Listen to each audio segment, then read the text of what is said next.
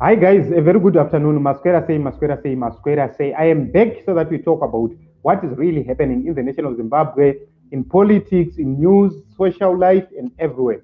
So we have come here with more details on Samantha and Tafadzwa. We all know that there is an audio which was leaked by Tafadzwa yesterday, where he alleged that indeed they were still in love. Um, but Samantha was continuously cheating on him. And we need to understand what really happened because both of them, they are no longer here to answer. So we are going to dig deeper and see every piece of evidence we get so that we connect this issue and we get closure regarding this data and raw issue. So let us look at the new evidence we have got here so that we what was really happening.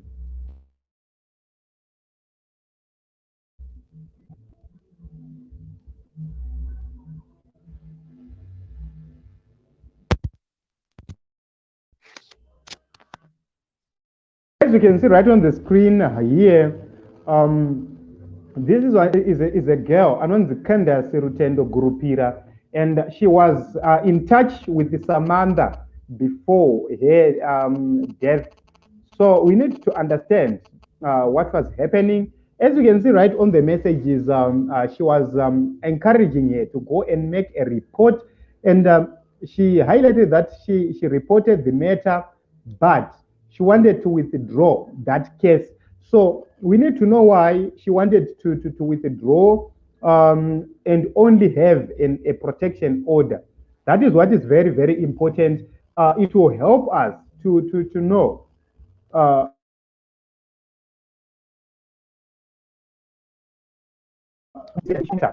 where a lot of emotions are involved here. So okay, there is a point. Yeah. So here is the point. If you can see right on the screen, hanzi vana munashe vanochengetwa nani Tafadzwa akaenda kujeri. So here is where my concern is. I am concerned about this part because Candace here was telling you to actually not withdraw the case, but here Samantha says vana munashe vanochengetwa nani Tafadzwa akaenda kujeri, and this is a problem here. If this conversation they had here is true, I just brought everything. She posted it on Twitter, on a Twitter page, and I just brought it as it is so that you know. The question is, what really happened? Did they break up, or they were still in love, or she was using him? And it's something which is difficult. It's something which is difficult here because it seems as if these guys were connected. This girl was not in love with this boy or with this man, but because of financial assistance, she wanted to pretend as if they were in love. So you can actually see that there is an element of truth from the audio which we played yesterday. There is an element of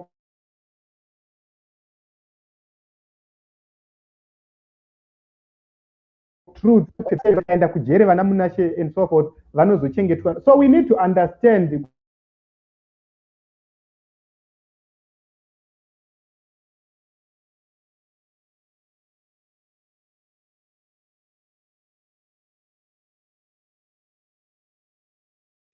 of that is where we are right now. We are trying to find who is Munashe.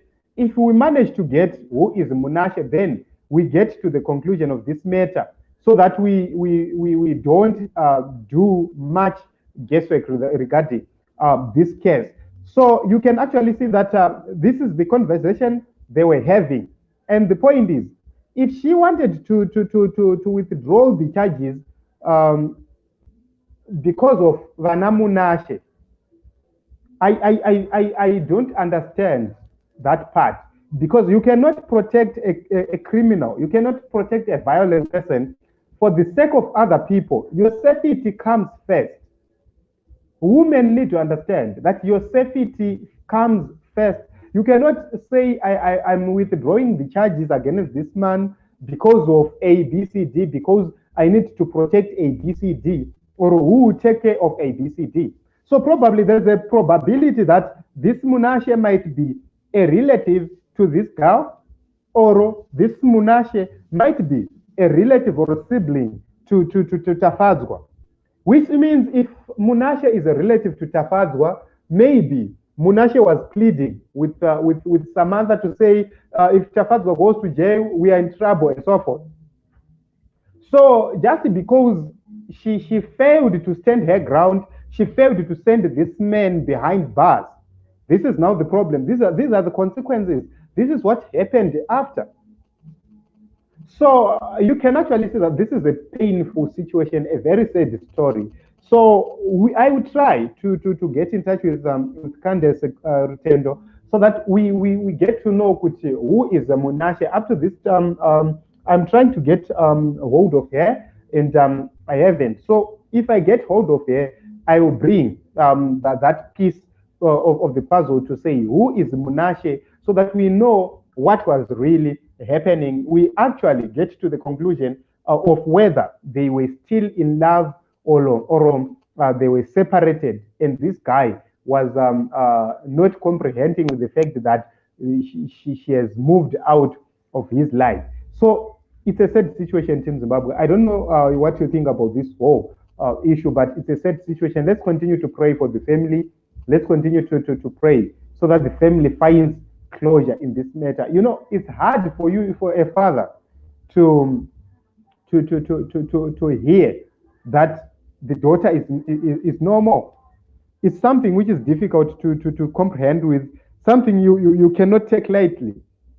I'm just imagining being a father losing a daughter just because somebody just who was reckless just thought to waste a life just like that. It's sad. It's sad. It's better to hear that mwana wako afa because of an accident or because of sickness or something else, not somebody who just recklessly shot at her. It's painful because this lady, in my view, was wanted to surrender, because this guy mentioned that their hands were in the head. That pains me the most. How can you shoot somebody with his or her hands on the head? That is a cause of concern. So I'm going to dig deeper and find the answers on who is Munashe. Once I get those answers, I will bring this matter so that we can give a final conclusion regarding this matter, because I hope and believe that we need to end reporting this matter probably today, so that tomorrow we focus on other important matters in the nation of Zimbabwe. Because from morning, we have a busy schedule. We have a prayer for Honorable Job Sikala in the Nyatsime 14. We'll also go to church tomorrow, and probably after church we'll try to have some discussions as well. Chamisa 7 p.m. tomorrow. There is a very important issue you cannot miss at 7 p.m. Susan Mtami versus Temba Mliswa. So 7 p.m. tomorrow, we must not miss that. So this is it in Zimbabwe. Let us continue to look at this issue and see what really happened. At this juncture, we want to find out who is Munashe, so that we conclude this matter. If Munashe is a relative to Samantha, then we will know why they were still together, or he was still pursuing her. If Munashe is a relative to Tafadzwa, then we will know what was really happening, so that we get lessons to other young ladies out there, so that they protect themselves, we protect them as well. Our mandate is to make sure that the girl child is protected, is to make sure that our women are protected. We don't need to see people raping our women. We don't need to see people exploiting our women, sleeping around with our women just like that. We need that to end. So we are going to continue with these episodes, and we will hope that finally we'll get justice. Yes, it's painful. True, it's painful to see your loved one dying just like that, just because somebody just decided to shoot. And the question is, how are these people ending up with guns? That is a cause of concern. The Minister of Home Affairs is always after Chamisa. While these young guys, young terrorists are bringing guns in the nation of Zimbabwe. What if they begin to shoot everybody? What will happen if they begin to shoot everybody? But our government is not concerned about that. We need to see the police issuing a statement on the gun. Kutiputi Yakabakupi was the gun registered and so forth. But the police is quiet.